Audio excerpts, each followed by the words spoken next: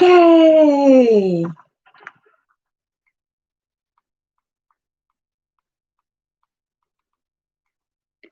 Okay, finally.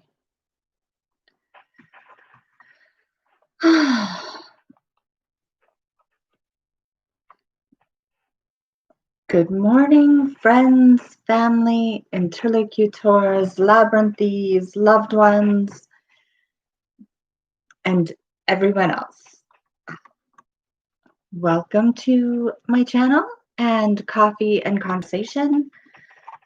It's not Friday night. I just wasn't feeling well Friday, so um, we're now Sunday, so here we are.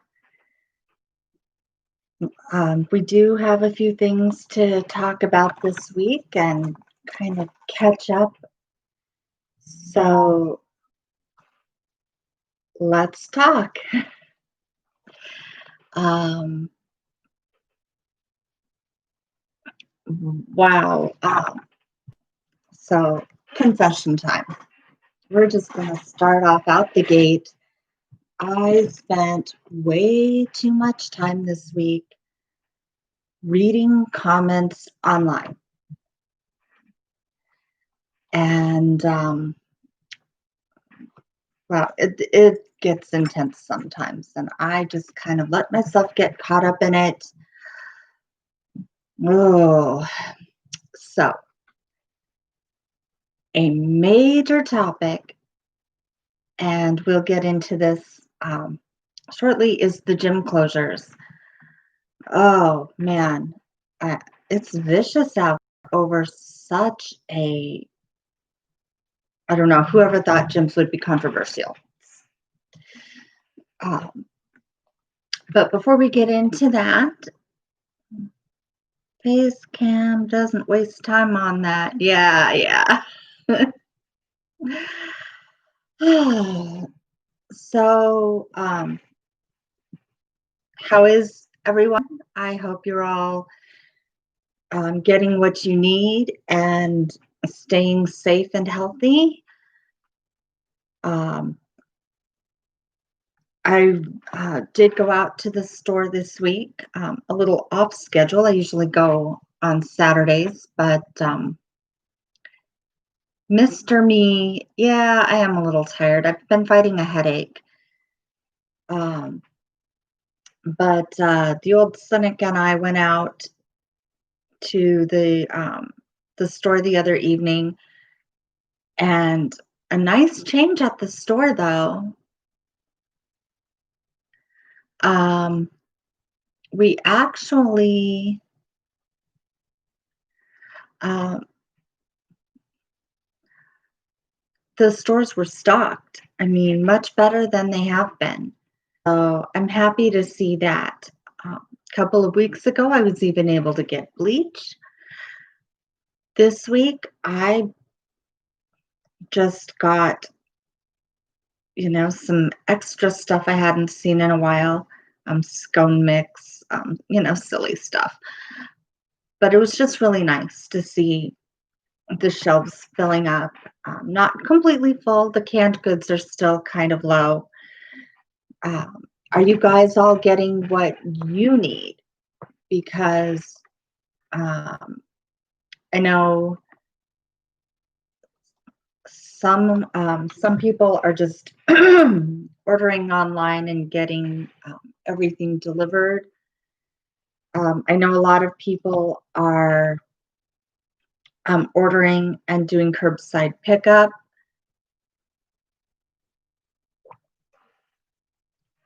Me, I'm brave or stupid or whatever you want to call me for it, but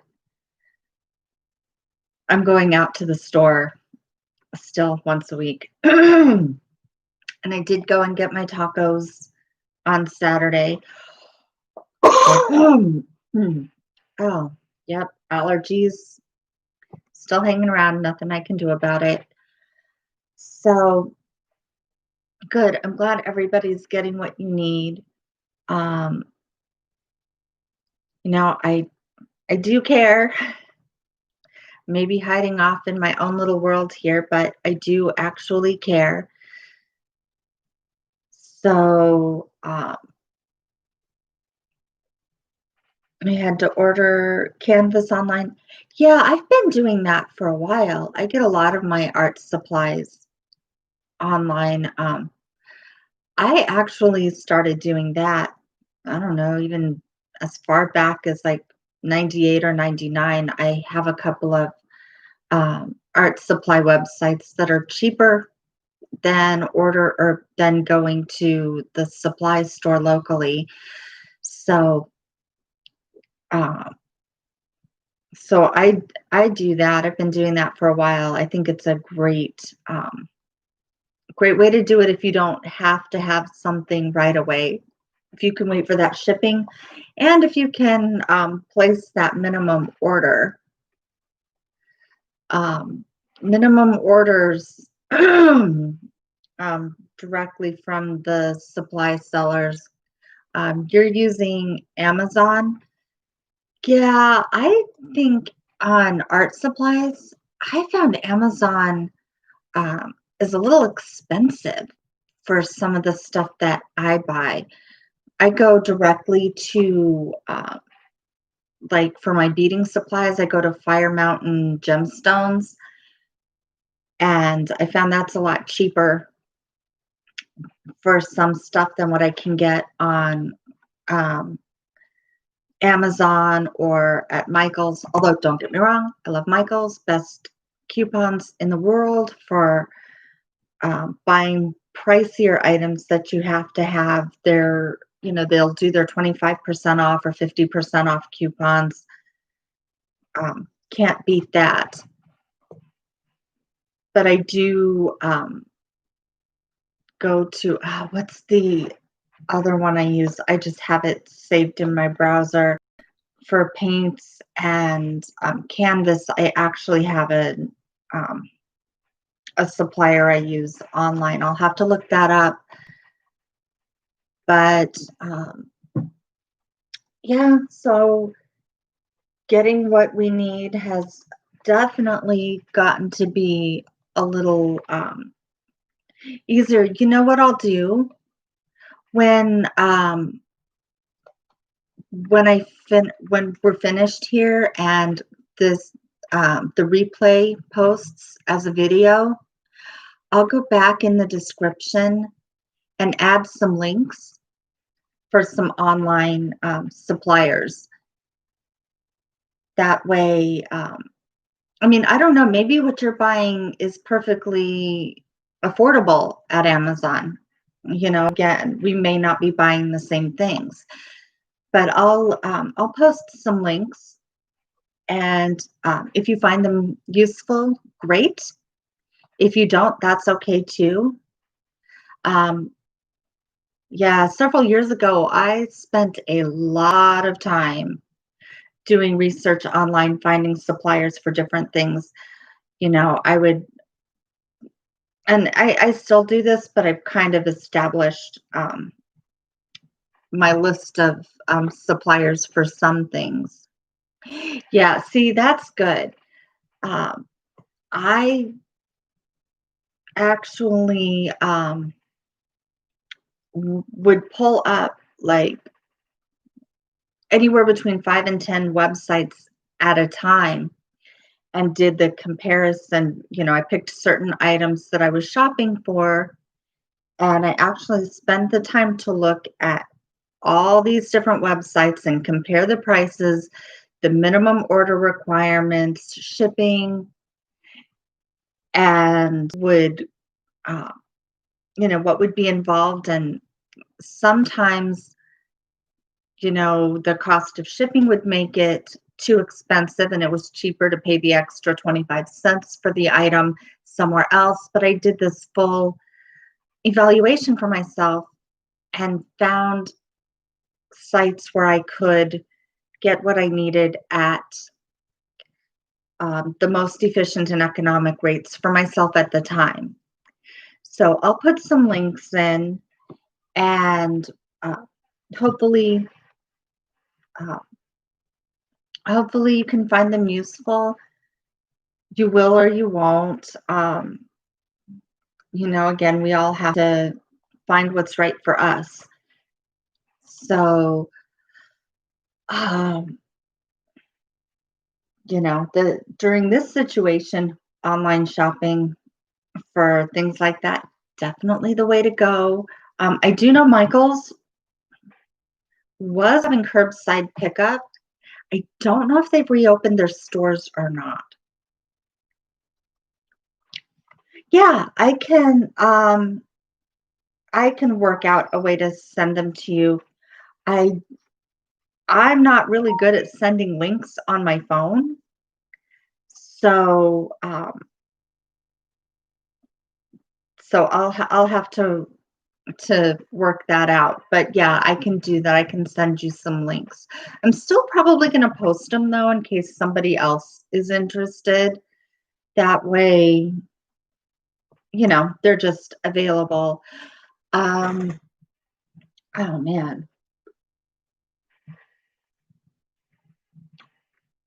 So also, um, reading the stupid comments online. Nut bar. Let me tell you, I what was I thinking? These people are insane.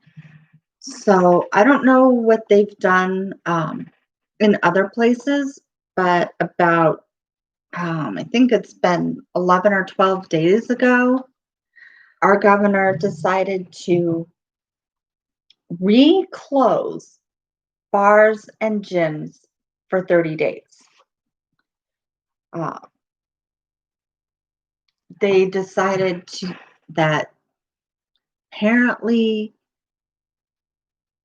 uh, I'm so annoyed. Uh, but they've been contact tracing the COVID-19 cases back to people hanging out in the bars and going to the gym. And um, I can see why he decided to close them. I just feel like it's such a half measure. But here's what's going on. So he closed bars, gyms, water parks, tubing facilities, um, and some other things for 30 days. So people online are screaming and complaining like you would not believe over how unfair it is. Oh, we can let the casinos be open, but we can't go to the gym. Yes, rolling my eyes. Just that's wow, like a little common sense, folks. Um, but here's my real I'm sorry, taking a step back for a second. So a lot of people are complaining that the gyms are closed. A lot of other people are insisting that they should stay closed. Governor may not be able to tell casinos to close. Okay, that is actually a really good point. And we were talking about that here at home. Um, most of our casinos in Arizona are on the reservation. Actually, I think they're all on the reservation. And our governor does not necessarily have authority um, over reservation activities. That's not that's within his jurisdiction. So there's also other things with casinos to their benefit, or to their credit, I guess. They're bigger. They are huge open spaces. So they have the ability to spread people out. so people aren't sitting and standing right next to each other. They can shut off slot machines and stagger them so that there's a distance between players. They can limit the number of players at any of the gaming tables. They can, and I haven't been in any of our casinos in quite a long time to know what, um, to even know what they're doing.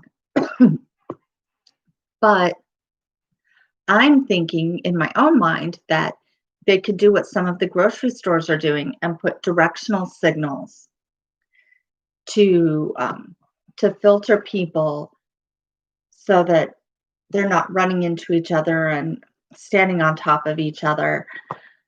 Um, they can sanitize equipment. Just kept those things closed. Yeah, I mean, arguably you can do the same. Well, and I was going to get to that. Yeah, arguably you could do those same things at the gym. The thing is, the gyms weren't doing those things. The casino's doing them, but even that, the poker room, I don't think is open. I don't know if they're doing bingo either.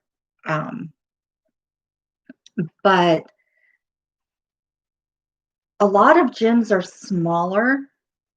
Some of them are big. If you go to like one of the national chains like LA Fitness or 24-hour Fitness, they they're a little bigger and they might have more space, but a lot of activities are classified as a gym, martial arts studios. They are categorized as a gym and are part of that closure. It's kind of hard to teach somebody karate or teach a group of people karate they if the teacher can't come around and correct your posture uh, and have that physical contact, because it is a contact thing. Boxing gyms, those are smaller. Anything martial arts related or contact that may still be classified as a gym, they can't be open because, or at least the argument for it is partially because of the contact. Um, so gyms aren't just exercise machines, treadmills and um, stationary bikes. There's a lot of other types of activity that are classified as a gym that have less of that capability. Every place can open if they try hard enough. Yeah, but they weren't. And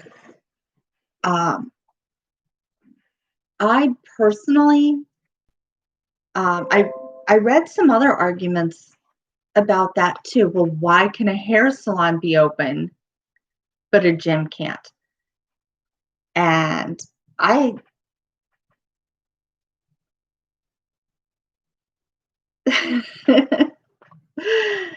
um well, I know, thanks for defining gym. I know it seems so silly, right? But a lot of people don't understand. When they think of the gym, they think of LA Fitness. They don't think of a yoga studio or a Pilates room. They don't think of boxing or martial arts. So,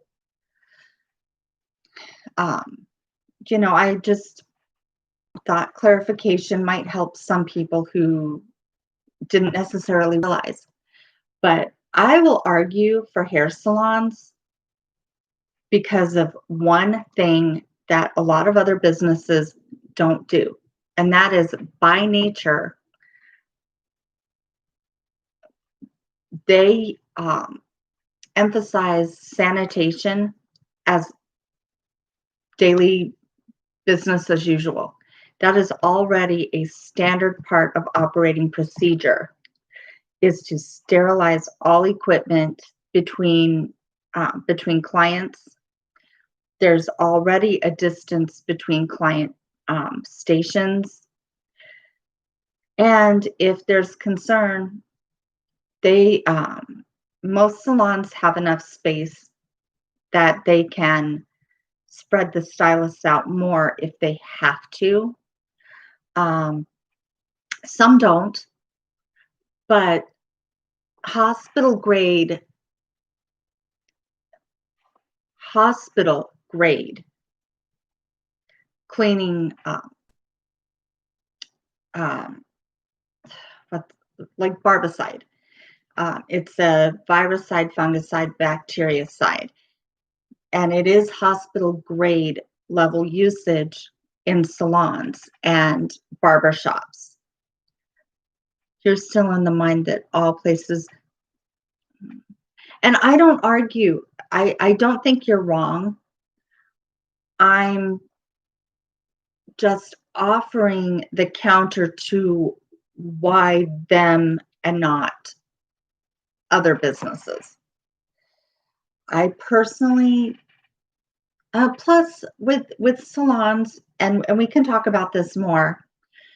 You can work by appointment only. It doesn't have to be a walk-in business where people can just come in and out as they please. You can, the workers can all wear masks and gloves and protective equipment, and they can ask their clients to as well. So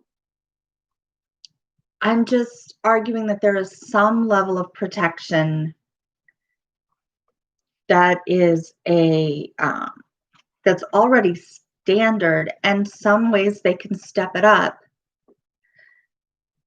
that's not present in most other businesses. I always have a feeling that it could go. Oh, I agree. I think it will go well into next year if we don't get everybody on board with um, protection, right? Um, okay, so Percepticide, you think all of these places should still be closed? Just because you can run your business in a safe way wouldn't mean that you should be wasting resources to do so. Okay, that's actually a very good point. But if it's already how you run your business, it's not a waste. It's business as usual. Smaller businesses like clothing stores, I think, are going to be tough because people have to come in and try things on and are touching everything. I know, I'm guilty of it. I go into a clothing store, I'm the person that's touching everything. I don't buy something if I don't know the fabric content and feel the texture and all that. I am that person. So I don't need to be shopping right now. Still dangerous. Well, yeah, I mean, absolutely. Staying home is the safest thing. And Anita, you're right. Everybody does deserve to work. But do we all have to continue working the same way we always have throughout our our experience? There are a lot of jobs that don't require direct physical contact. I mean, and that's a great argument for against salons too, is because it just like the gyms, it is physical contact. You are in direct contact. Now, again, daily operating procedure is a certain level of protective equipment, but you're not typically wearing latex gloves when you're giving a haircut. You need to be able to feel the hair. Now, it can be done, but it is definitely not ideal. So I do agree that this is complicated. But if that's your line of work, maybe for now, until we can get to a safer point. Maybe there's another way. Get on YouTube, start your own YouTube videos offering advice on hair care, skin care.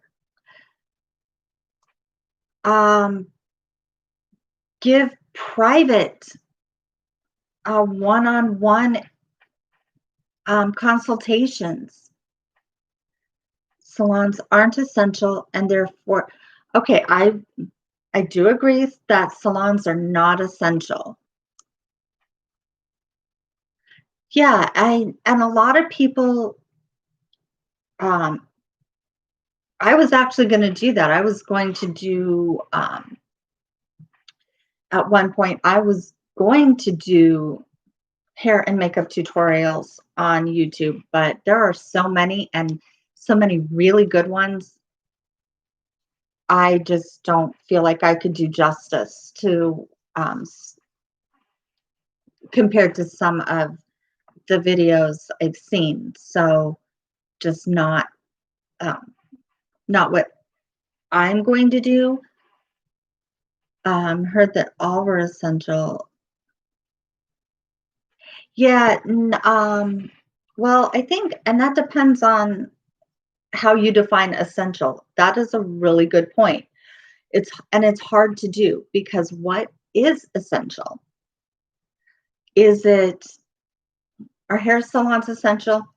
I don't think so. I don't think gyms are either. Um, I think certain industries just simply are not essential industries.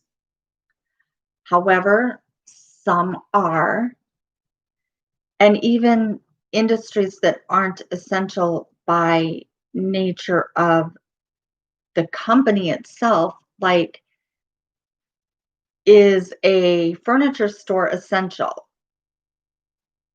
Not if you're staying home. Buying furniture is typically a luxury. Um, getting, shopping at Neiman Marcus is a luxury. Clothing is essential, but we don't all have to go to high-end department stores. Instead of people being concerned with getting back to work, the government and current administration should have been handling solutions from the start. Oh, I agree. We could have had a lot better solutions, um, and proactive measures from the beginning that may have avoided us all having to leave our workplaces.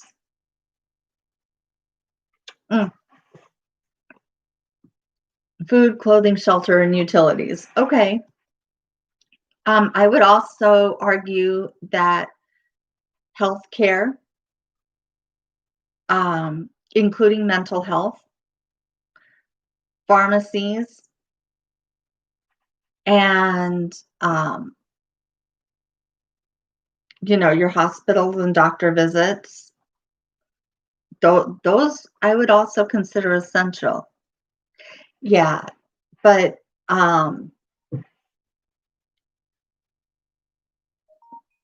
in general, yeah, we do. We all need to look after our health. And in the present situation, particularly, we have to look after our mental health more than I think most of us normally think of. Um, I have a couple of friends that have become severely depressed because they don't have the same direct contact interactions that have been proven over and over and over again that humans need. And um, it's really having an impact, people not being able to get out and interact. However, mm, I uh, I would also argue against the gyms being open for some other reasons. I don't think at any time, even when things are good, yeah, a lot more depressed people. But one thing that combats depression, and this is the argument I've seen a lot of people make, um, the all those comments, people are making the argument that exercise is very important towards mental health. Yeah, physical activity. And so I think it depends, a lot depends on where you are. But yeah, I mean, having a creative outlet, whether it's painting or beading or writing stories or whatever your thing is, or like some of us, we're into everything and can't pick a single thing, right? Um, but having a creative outlet is important. Having interaction is important. Exercise and physical activity is important. However, if you have to rely on going to a gym, and for this purpose, I don't mean your martial arts studio, because for martial arts instruction, it kind of is important to have some of that direct interaction. However, that doesn't stop you from practicing your martial arts at home. The same as I can practice yoga at home. Um, and that's the point, is there are so many types of activities that do not require going to a gym, a fitness center. And that's why I'm getting frustrated. Some people may not have space, right? But I'm not trying to be limiting here. And I know you'll understand where I'm going with this when we start talking about the heat. But if you don't have room at home to practice yoga, if you live in an apartment, for instance, go outside to your courtyard, wide open outdoor space, nobody else around. It's ideal. Um, and you can do yoga and Pilates outdoors too. If you have a house, your patio, you may not have an extra room. Clear some space in the living room. Lots of people do it. It's not right or available to everyone. But you can sign online and watch a YouTube video with martial arts. Having practiced martial arts in my life, I would say that proper instruction, videos are not the way to get proper instruction. However, they are a great way to get refreshers and go back over techniques you haven't practiced in a while, or reminders uh, of things that you may not have been using recently, and just kind of get that refresher. I would say in that regard, videos are great. Um, but why limit ourselves to even that? Bike riding, hiking, if you have a swimming pool or access to a pool. Swimming is great exercise. Uh, Run in place, jumping jacks, do some sit-ups. Um,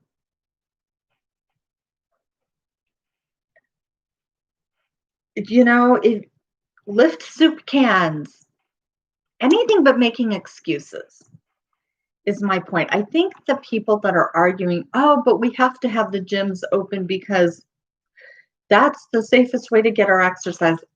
My argument against that is quit making excuses. Yeah, I mean, mostly play. Oh, I know.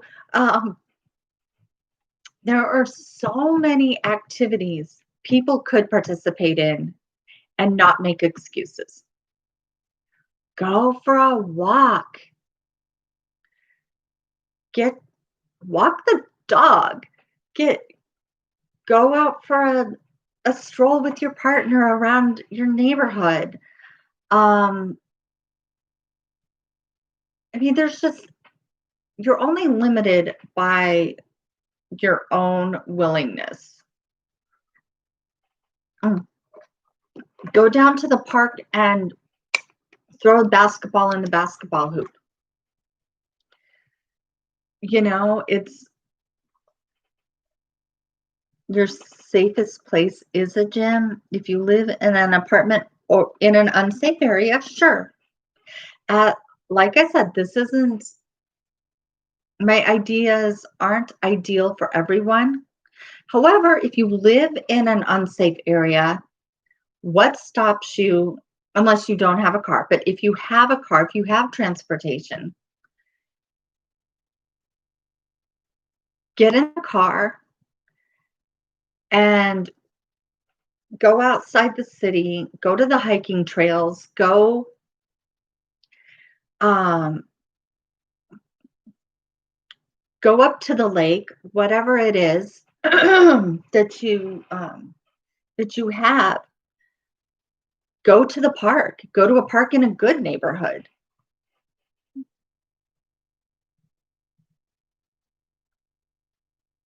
No, you're right. You're right. I'm just saying that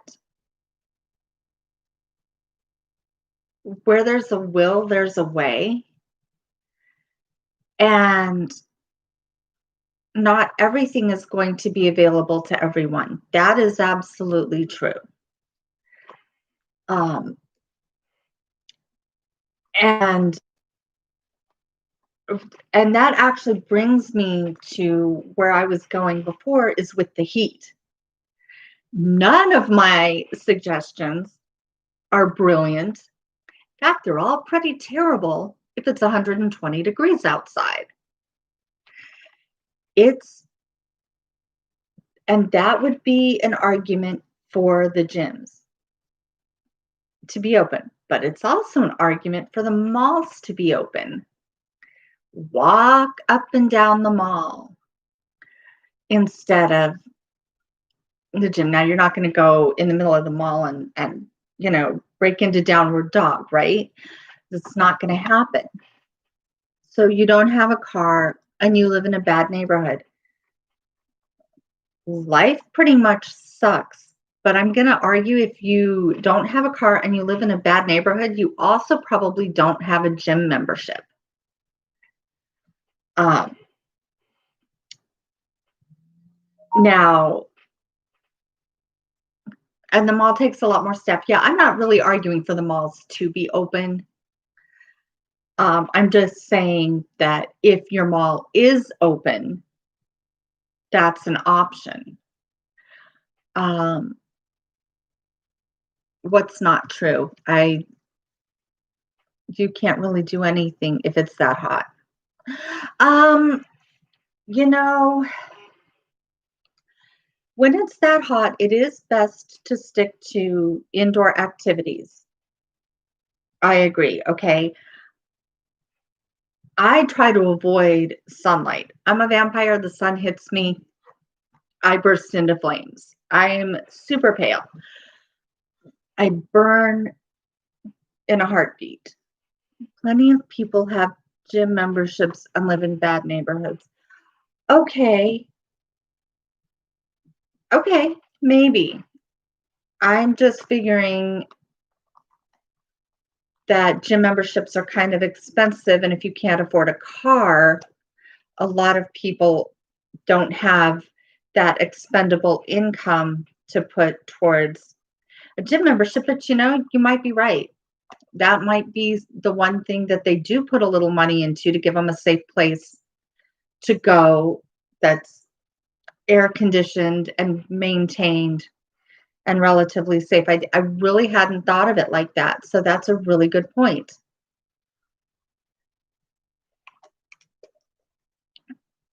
That is a really good point. But how are they getting to the gym? Are they walking? Are they taking a bus? Because that's a really good point too. Public transportation, I know they're working on it here, um, but that's risky. That is a risky place for this virus because people are right next to each other and there isn't sanitizing everything every time somebody gets on or off the bus. It just isn't practical. So, yeah, thank you for that perspective because I hadn't thought of that and it wasn't meant to be judgmental. It was simply on a practical level, having been there, is for a lot of people, the solution isn't as simple. Okay, maybe it isn't for a lot of people, but for a lot of people it is. I know there are a lot of people that would just rather make an excuse and complain that they can't have what they want. Um, I was reading some comments this morning where somebody wanted the gym to be open and they were just degrading and berating people like only healthy, fit people go to gyms anyway. And if you never see um, fat slobs at the gym, so the people that are there are less at risk because they're already healthy. And really obnoxious, horrible, hurtful things like that. But yeah, don't disagree. It's a fair point when restaurants and salons can be open. Restaurants, I don't think dine in should be available right now. I do think curbside pickup is perfectly acceptable. And I would wager gyms are more essential than restaurants and salons. Well, I would say they're probably more essential than salons for sure. No, I'm going to take that back. I don't. I think restaurants are more essential because people have to eat. A lot of people don't cook. A lot of people are just terrible cooks. Don't know how, don't, or people are still working.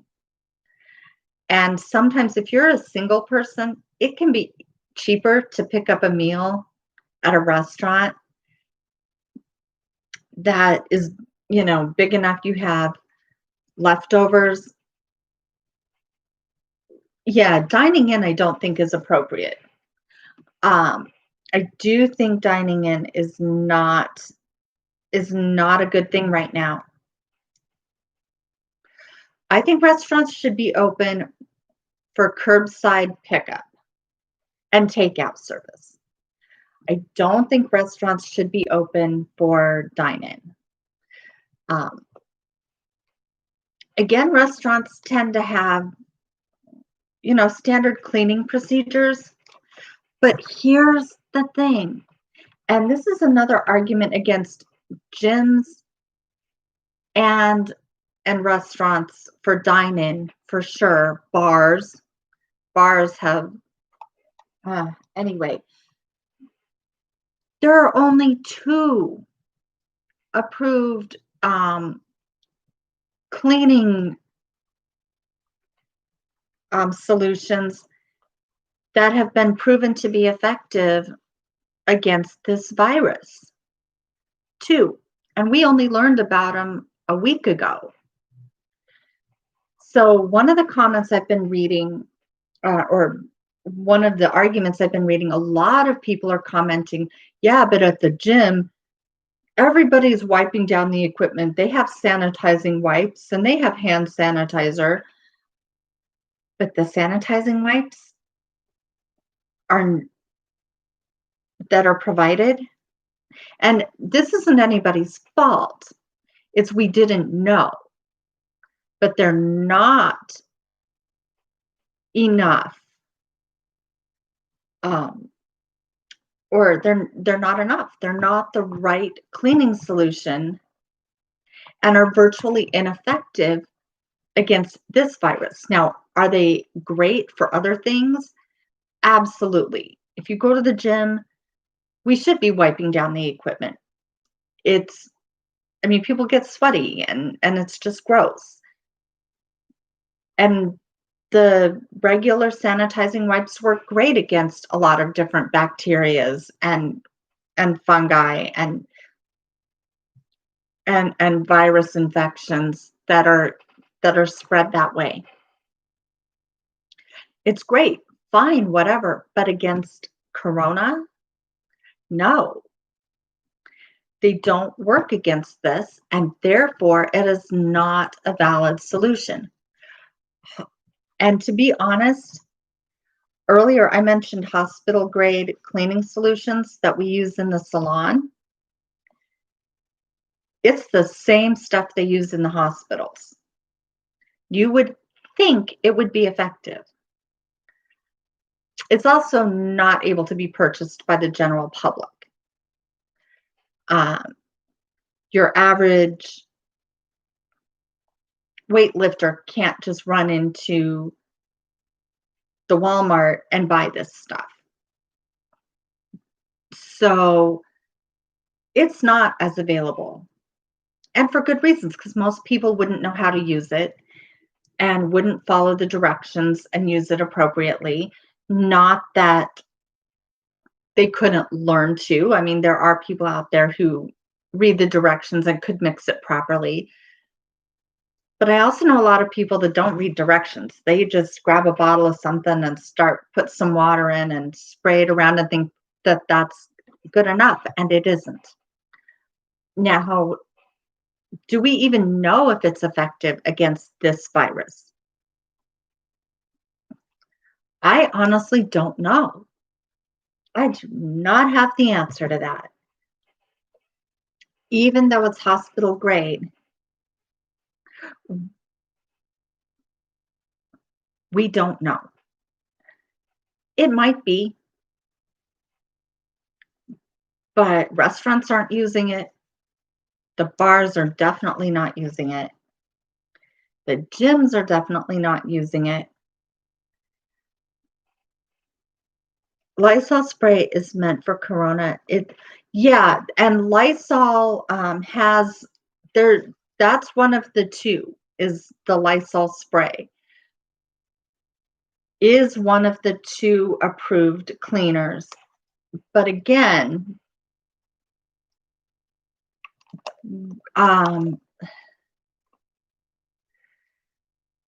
how much do you have to use? I mean, that can get expensive. And if you're running a business and you're having to sanitize every time somebody touches a piece of equipment or a surface in the store or sits on a chair, that could get expensive. And not to mention, how much would you have to use for it to really be effective? That's the other thing I don't really know. And up until a week ago, we didn't know if it was effective or not. This is new information. So um, I'm interested to see how this plays out, how much more information we get, and how this progresses. Personally, what we really need to do is get rid of this stupid virus so we can all get back to our lives. But all the distancing measures, all the sanitation measures,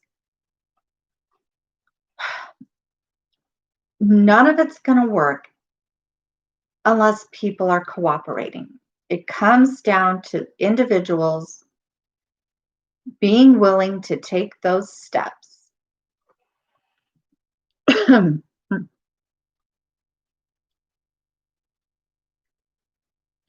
Yeah, I mean, uh, it just seems silly to be pointing the finger at different non essential places. Ultimately, we have current administration and some personal agency to blame. Absolutely. None of it is going to matter unless people are participating. Um, what is it that one bad apple spoils the bunch? There's a reason you don't keep spoiled food in the same container with fresh food, because it's just going to spoil it. If you all it takes is one one part to ruin the rest. It takes one sick person to make 12 healthy people sick or more. And now we were thinking, still be careful to be willingly,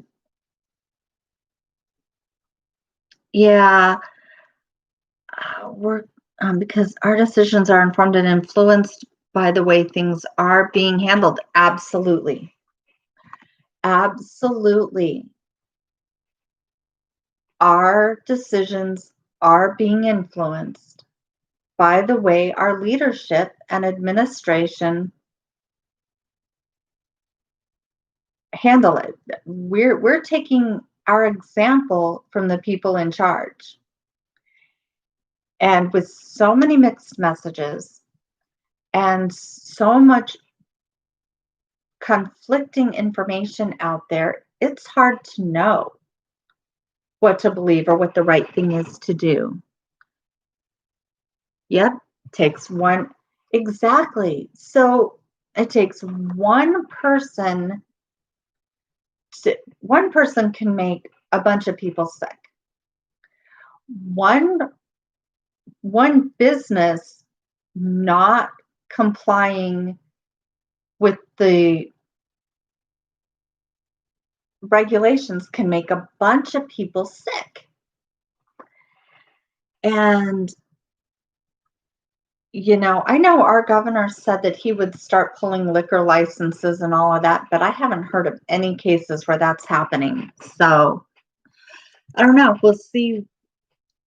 We'll just have to see.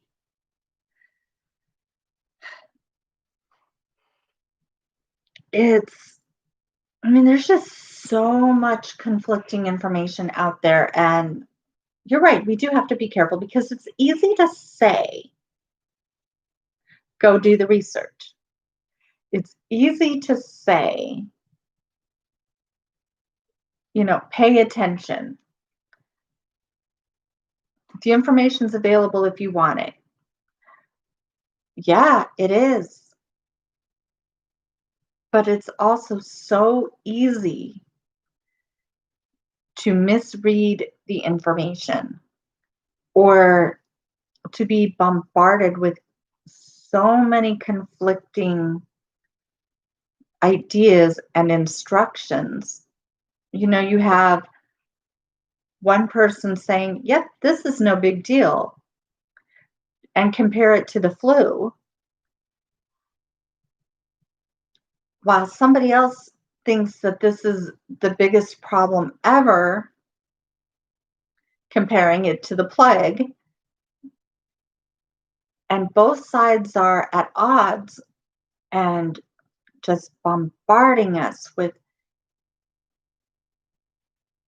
details and pieces of information that aren't even relevant to this situation. The average person is very possible for them to get confused.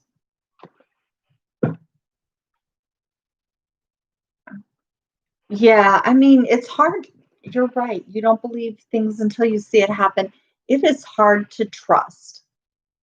It is absolutely hard to trust. The sad part is, in a situation like what we're currently dealing with,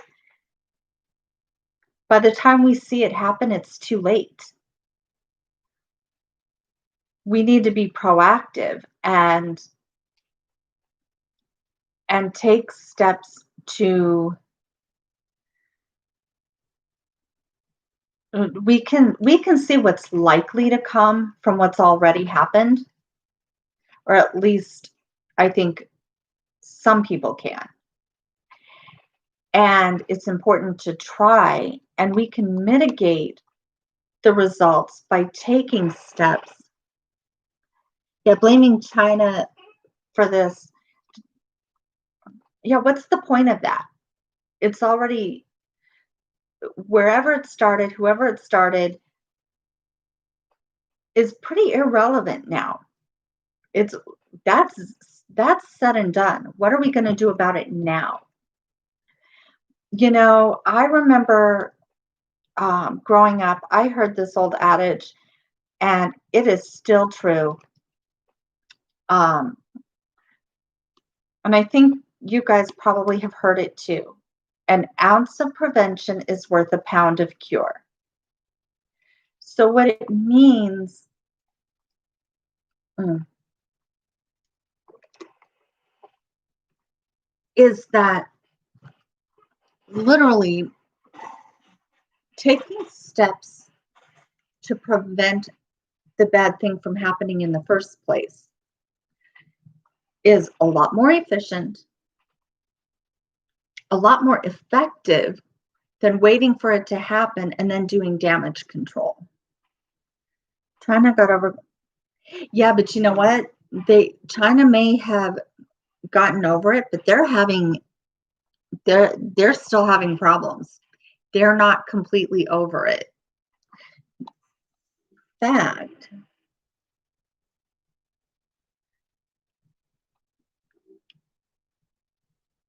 Yeah, China's always got um problems of some kind. All right, Corona, China.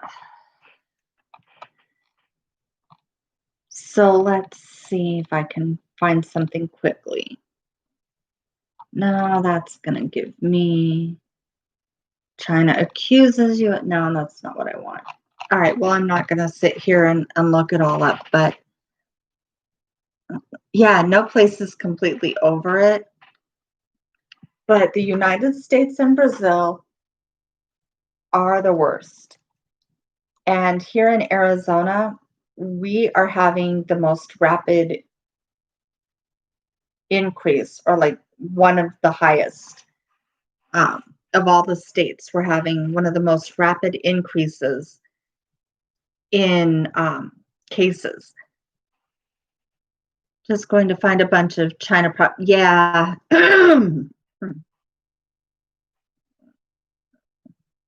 Yep, no, that's exactly what I found, was a bunch of China propaganda. So it's okay.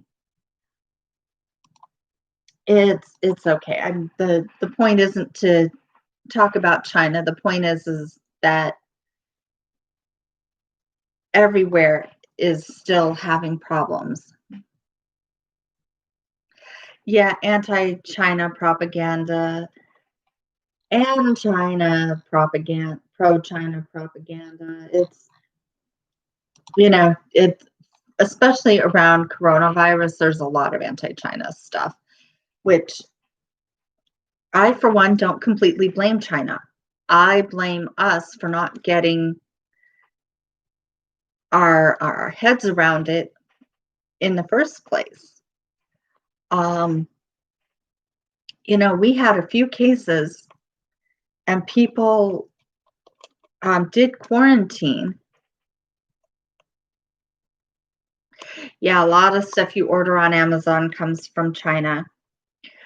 Um, but I think my argument or my point is more that it doesn't matter who started it or where it started or who had it worst 5 months ago. What matters is what are we doing about it now? Because we're in damage control. I mean, seriously, the damage is done. It's spiraling, and we could have taken steps early on, but we wouldn't do it. Sorry, yeah, blaming China is just, yeah, well, do we know how it really started? That is a good question. Some people think they know. The the common mm,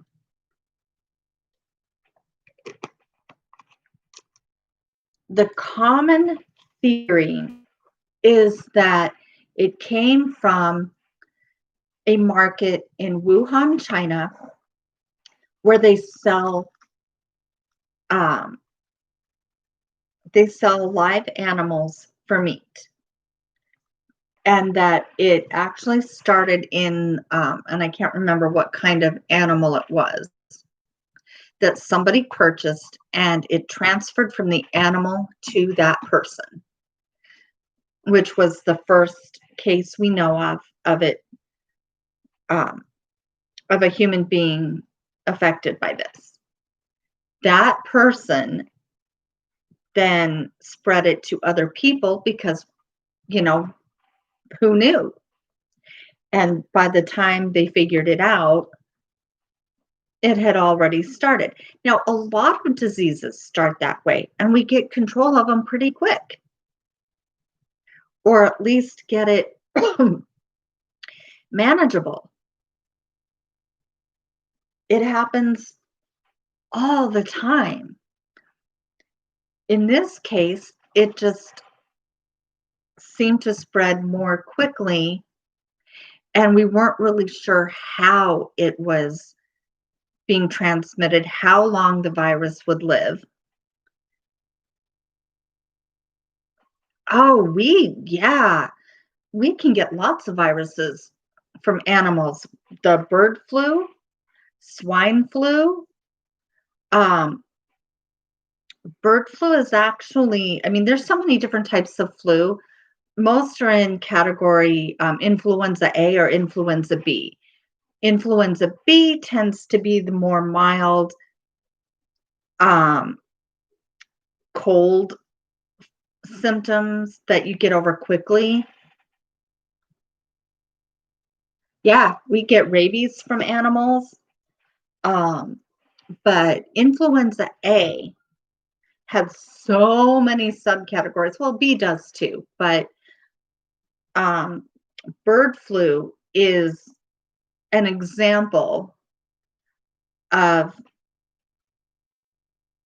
specifically a flu, a common virus that we all get all the time that transmits easily. Influenza A, I believe all types of influenza A can be passed between um, animals and humans, or most, maybe not all types, but a lot of types. of influenza A can be passed between humans and animals. Like, you can literally give the flu to your cat if you have the right type. So, this is nothing new that somebody gets a disease from an animal or a food product. So that's not a big surprise. The the problem with it is the way that it was spreading early on, that people who don't show symptoms, who are pre-symptomatic, might be infectious for several days before they even show mild symptoms, meaning how many people are they coming in contact with that might get it from them? And if you're doing international travel, that just complicates it even more, because somebody buys a piece of meat in Wuhan, China, and they get this virus. They might come in contact with 15 people a day while they're in China. One of those people goes to Italy, where they come in contact with 15 people a day. Each of those 15 people is coming in contact with 15 more people every day. Some of them will get the virus, some of them won't. We don't know. And so, by the way, they tell us not to touch our face. I do it a lot, and so do most people. I was watching a thing about that the other day. This doctor said, don't make the argument that, oh, well, I don't touch my face, because, yeah, you do. Most of us do. Whether it's something as simple as brushing your hair out of your face, scratching your nose, rubbing your eye, scratching an itch, whatever. Anyway, um, but we didn't know enough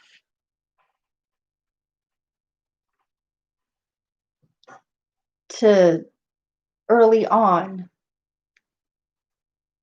And because we didn't know enough, people just assumed, oh, this is going to be just like the flu.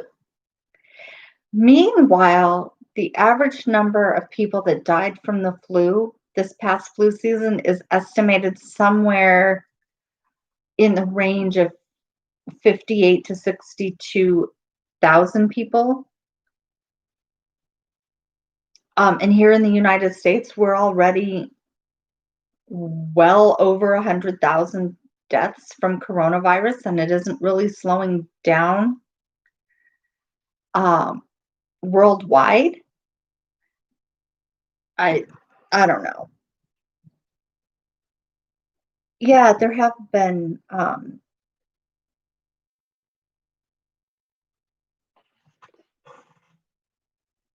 well, there have been studies now, but when it first started, we didn't know anything. We didn't know how long it could live.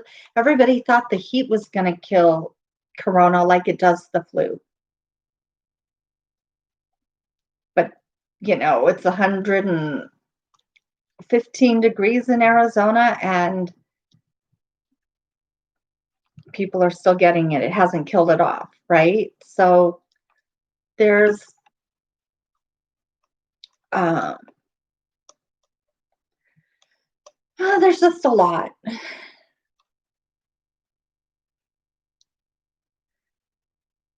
We're still learning. We still have so much to learn. No, I mean, there have been studies on how people from the United States touch their faces. Oh, really? That's interesting. Mm, I didn't realize that. People from the United States, we touch our faces more than other people do. Well, actually, that makes sense because if we do it and we see other or if we see other people do it, we're more likely to do it subconsciously. It's a what's the term I'm trying to think of? It's like a mirroring. It's a social behavior. And kind of like yawning. If one person yawns, we kind of take it in subconsciously, and then next thing you know, 3 other people are yawning because it's sympathetic. That's the word I was looking for. You need to look into it deeper. The studies could have been done. Yeah, but it makes sense that something like that could be regional because, um,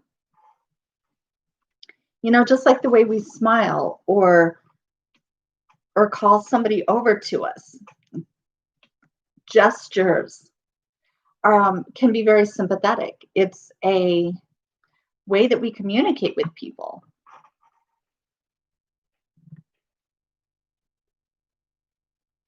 They call mirror. Think that's what I was. That's the term I was looking for.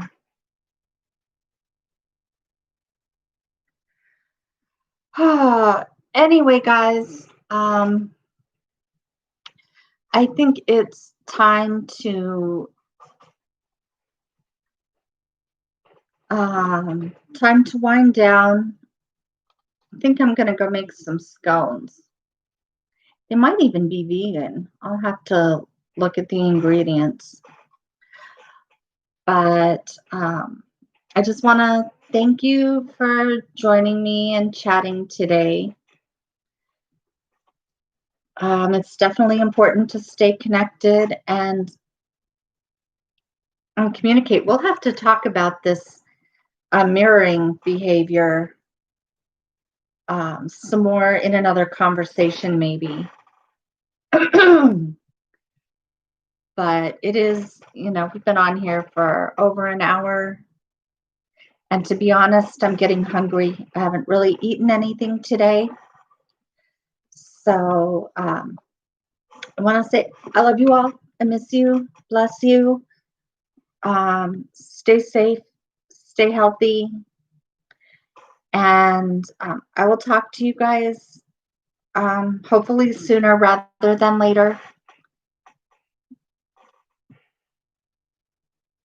They aren't having the fairs this year. Oh, yeah, I can stay a little longer and we can talk about that. Yeah, the fairs. Now that one, I don't know. I'm kind of on the fence about the fairs. I think the reason that they're not having them here either, because they're recommending people do not gather in large groups. 50 or more people in the same place is really, really risky. Now, outdoor activity, they say is it's better if you're going to be out doing things, it's better to be outside. But the problem with fairs is the same problem with gyms and grocery stores and anything else. It's that, yeah, well, it is that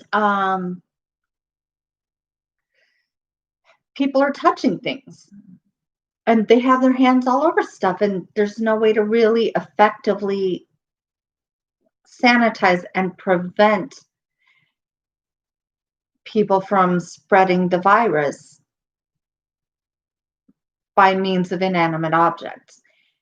Also, people stand in line to get on rides. How are they going to are they going to sanitize the rides? How are they going to sanitize every piece of every item that gets touched with playing the games? So it really just isn't an efficient,